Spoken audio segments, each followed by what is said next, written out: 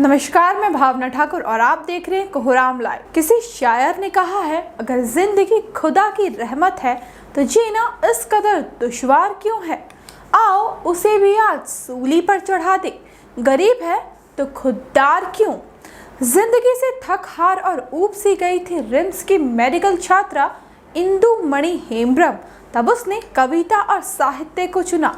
अब इंदु के जीने का सहारा कविता बन गई। साहित्य एक नई ऊर्जा और ताकत दे जाती है।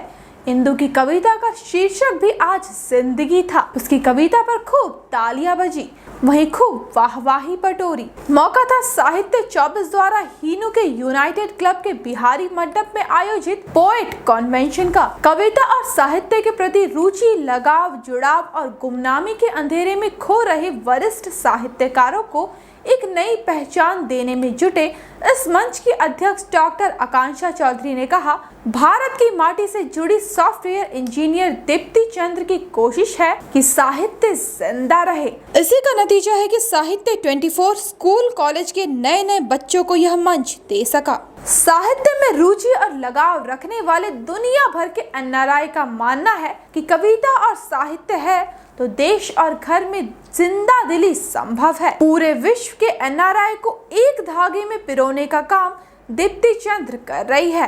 आकाशवाणी भारत से जुड़ी दीप्ति आज की तारीख में कैलिफोर्निया में सॉफ्टवेयर इंजीनियर है, पर उनका लगाव साहित्य से कम नहीं हुआ। झारखंड के रांची में साहित्य को लेकर एक मंच देकर उन्होंने राज्य का मान बढ़ाया है। समारोह में अतिथि की हैसियत से आई अनुराधा सिंह ने कहा, सबसे ज्यादा सुकून तब मिलता है जब नव अंकुरों को यह मंच फलक तक ले जाता है। सेंट जेवियर्स कॉलेज की छात्रा आस्था का कहना है कि जब मन में डर और घबराहट हो तब खुद की कविता बहुत सुकून दे जाती है। ऋषिकेश लाल कहते हैं, मन की हिचकिचाहट को दूर करने का बड़ा अच्छा तरीका कविता और साहित्य है। रांची में हम लोग उनकी तरफ से पहली बार ओपन माइक कंपटीशन करवा रहे हैं नवांकुरों के लिए, नए बच्चों के लिए, जो कॉलेज स्कूल के प्रतिभागी हैं, जिन्हें कोई मंच नहीं मिलता या जो साहित्य से डायरेक्टली कनेक्टेड नहीं है, परोक्ष रूप से कनेक्टेड है लेकिन उन्हें मंच नहीं मिल रहा था।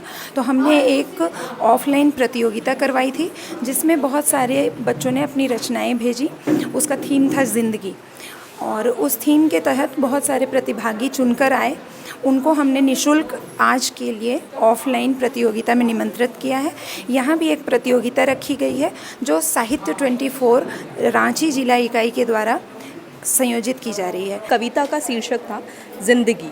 ये कविता मैंने उस समय लिखी जब मैं हार और जीत के बीच में जुलस रही थी और ये कविता एक शक्ति प्रदान करने वाली कविता है और आज भी ये कविता मुझे उतना उत्साहन देती है जितना उस समय देती थी जब मैं हारी हुई थी। इतना ज़्यादा साहित्यिक गतिविधियाँ हो रही हैं तो उसी को मद्देनज़र रखते हुए ये एक बहुत अच्छा संदेश जा रहा है स्टूडेंट लोग के बीच में, हाउसवाइफ लोगों के बीच में, कि जो लोग अपना व्यस्त कार्यक्रम के बावजूद भी साहित्यिक गतिविधियों में संलग्न है। स्टूडेंट्स करियर के लिए चिंता जरूर कर रहे हैं, मेहनत भी कर रहे हैं, लेकिन स्टूडेंट लोग दूसरे चीज़ों से विमुख होकर देखा जा रहा है कि साहित्य की तरफ गीत, गज़ल, कविताओं में मन लगा रहे हैं। तो ये एक समाज के लिए बहुत अच्छा संदेश जा रहा है, क्योंकि इससे व्यक्तित्व का निर्माण होगा। दूसरी बात, कॉन्फिडेंस आएगा। तीसरा, आत्मविश्वास तो आएगा ही। उससे अच्छा कि वो लोग भटकेंगे नहीं। भावी पीढ़ी के लिए ये बहुत अच्छा ये प्रोग्राम है, आयोजन है कि साहित्य के प्रति उनकी रुचि पैदा हो रही है, होनी भी चाहिए। साहित्य के साथ हमारी संस्कृति, हमारी सभ्यता सब जुड़ी हुई है और हिंदी साहित्य को बढ़ावा देना बहुत अच्छी बात है। आज के कार्यक्रम के बाद कुछ ऐसे चेहरे सामने आएंगे जो हमारे शहर का नाम आज नहीं तो कल निश्चित रूप से ऊपर करेंगे। और सबसे बड़ी बात है कि अभिव्यक्ति जो है यहाँ नवांकुरों को एक फलक प्रदान कर रहा है।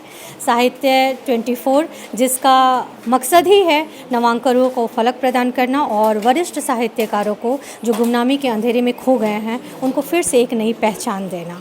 मैंने कविता लिखना लगभग 7-8 साल पहले स्टार्ट किया और जब कुछ मन में डर हो, घबराहट हो तो कविता कलम से जो लिखा जाता है वो मन को बड़ा ही सुकून देता है, बहुत ही ज़्यादा आराम प्रदान करता है। तो हाँ, कविता मेरे लिए एक ज़रिया है आराम से रहने का, अपने दिल को सुकून देने का।